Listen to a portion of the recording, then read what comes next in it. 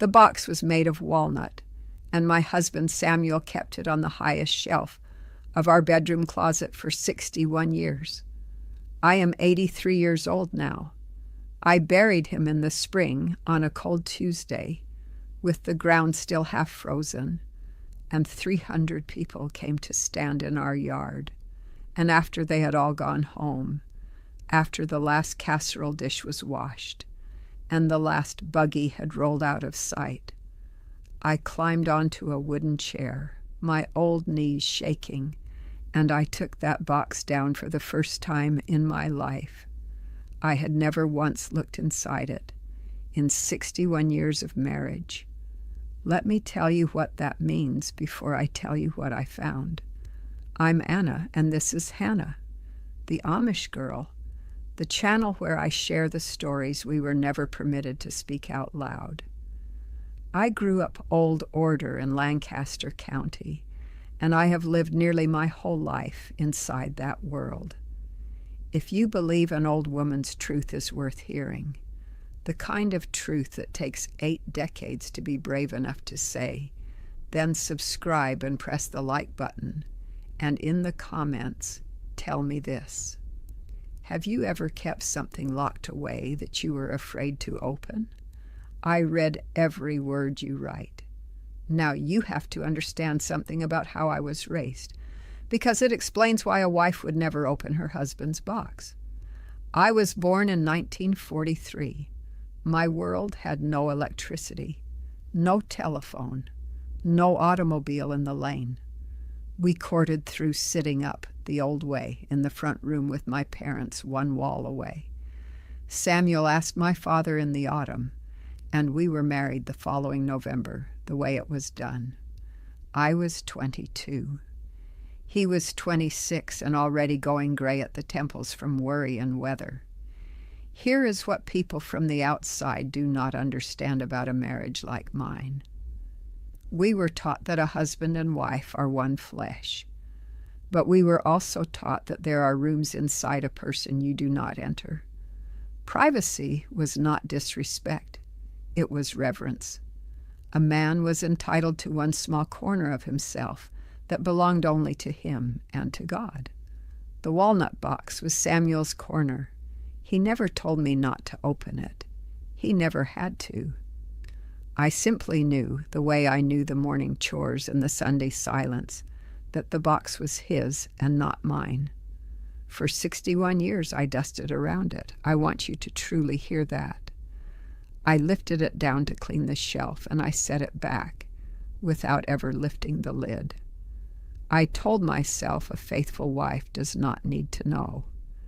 I told myself that whatever was in there could not be more than what I already had, which was a good man, a warm bed, 11 children, and a life built one ordinary day at a time. I believed that. I made myself believe it. But a box on a high shelf is a question that never stops being asked. And some questions wait very patiently for 60 years.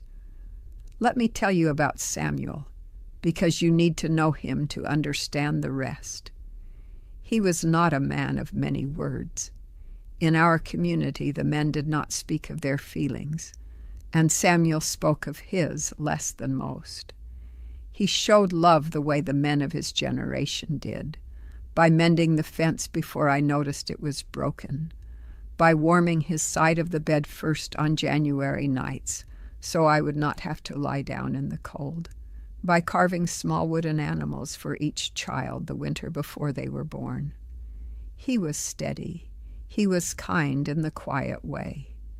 And there was a sadness in him that I never named in all those years, a faraway look that came over him sometimes on Sunday mornings, gone before I could ask. I learned not to ask. That was the agreement no one ever spoke aloud. There are whole regions of a marriage like mine that live in silence, and you learn to call that silence peace. The morning after the funeral, I could not sleep. I had not slept the whole night through since he passed. The bed was too large now and too cold, and I had nobody's side to warm. So before the sun came up, I lit the lamp and I climbed onto that chair, and I brought the box down into my lap. My hands were shaking, not from the cold, from 61 years of not knowing, all arriving at once. The lid was not even locked.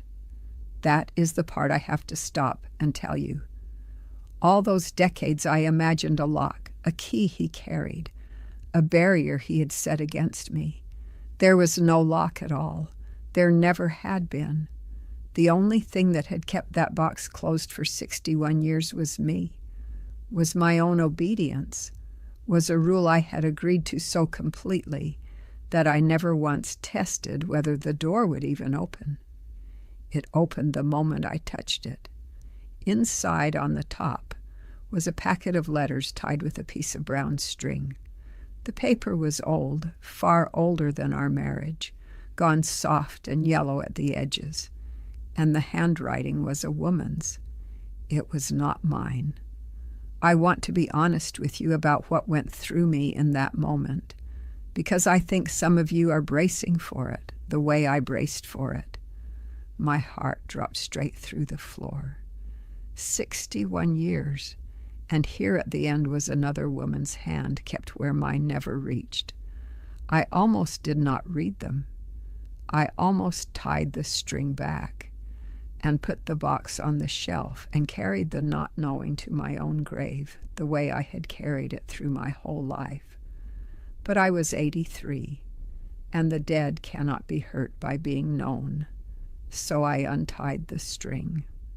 What happened over the next 11 Sundays? I cannot carry it in 20 minutes. There are things this recording cannot hold. The names, the counting, the drawer, the dress I kept for 27 years. 3 years ago, I wrote it all down. The book is called The Sundays. The link is in the description and in the pinned comment. The letters were from Samuel's mother. She died when he was 9 years old. I knew that much in all our years together. What I did not know, what he never once told me, was that before she died, she had written him a letter for every year of the life she knew she would not see.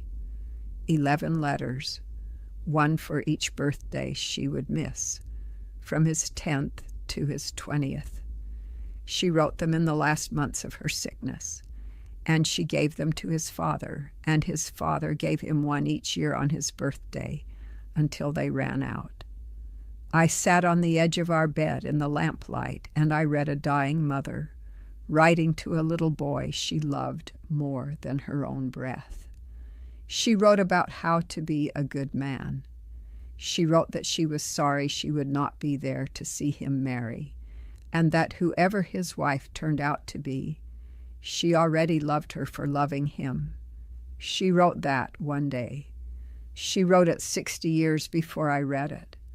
A woman I never met reached across her own death to love me, and Samuel kept her words on a high shelf for our entire marriage and never found the courage to say them out loud. That was his sadness, the faraway Sunday look. He was a boy who lost his mother and was never permitted to grieve her properly, because in our world you submit, you yield, you carry on, and you do not weep where others can see. He kept his mother in a walnut box because it was the only place he was allowed to keep her. And here is the part that broke me open. Under the letters, there was one more thing, a single white handkerchief, folded into a small square, and inside it a lock of gray hair tied with thread, and a slip of paper in Samuel's own hand, in his careful crooked letters, and it said only this: from the day we wed. He had cut a lock of my hair on our wedding night, 61 years ago while I slept, and he had kept it beside his mother's letters all this time. The two women he could not put into words, both of us in the same box. Both of us loved in the only language he had, which was silence and safekeeping. I held that handkerchief in the dark, and I cried the way I had not let myself cry at the funeral. not from grief alone, from all the years, from every Sunday I did not ask, from a whole marriage of two people loving each other in rooms we kept locked, when the doors were never even locked at all. Let me tell you what I have learned now that I am on the far side of it. I am not the only Amish woman who lived a marriage of careful silences. My friend Lydia married at 19 and buried her husband at 74. And when I told her about the box, she went quiet for a long while. And then she said that she had a drawer of her own, things her husband never knew she kept, words she never said. We were sitting at her kitchen table snapping beans, and two old widows admitted to each other that we had spent our whole lives loving men we were never taught how to speak to. That is the thing the silence does. It does not stop the love, it only stops the words. In our world, the men are raised to provide and to endure, and the women are raised to submit and to endure. And somewhere in all that enduring, two people can live side by side for 61 years and never once say the truest thing in their hearts. We called it peace, we called it faithfulness, and it was those things. But it was also a kind of loss happening so slowly that you never feel it leave. I do not look back with bitterness. I want to be clear about that, because it would be easy to hear this story and decide Samuel failed me. He did not fail me. He loved me with everything he had been given, which was a closed box and a careful hand and no words at all for the size of what he felt. The system gave him no language. The silence was not his choosing. He inherited it the same way I did, the same way his mother did when she had to write down her love, because she would not live to speak it. I grieve the young wife I was, who believed that not asking was the same as honoring. I grieve the 60 years I could have known him fully and chose obedience instead. But I do not grieve the man. The man was good. If you have ever loved someone you did not know how to speak to, I see you. If you grew up in a place where silence was called respect, where there were rooms in the people you loved that you were never allowed to enter, I see you, and you are not alone.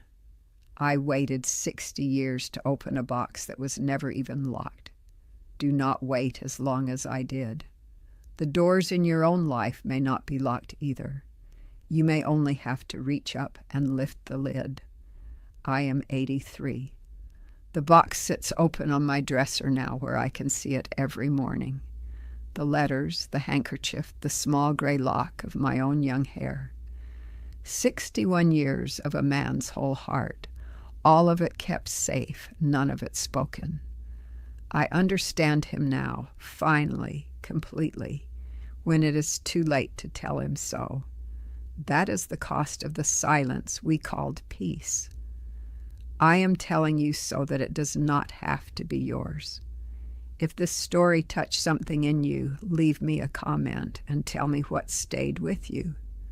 Tell me about the box on your own high shelf, the one you have been afraid to open. The Sundays, what 20 minutes cannot hold. The link is in the description and the pinned comment. The morning is yours if you decide it is.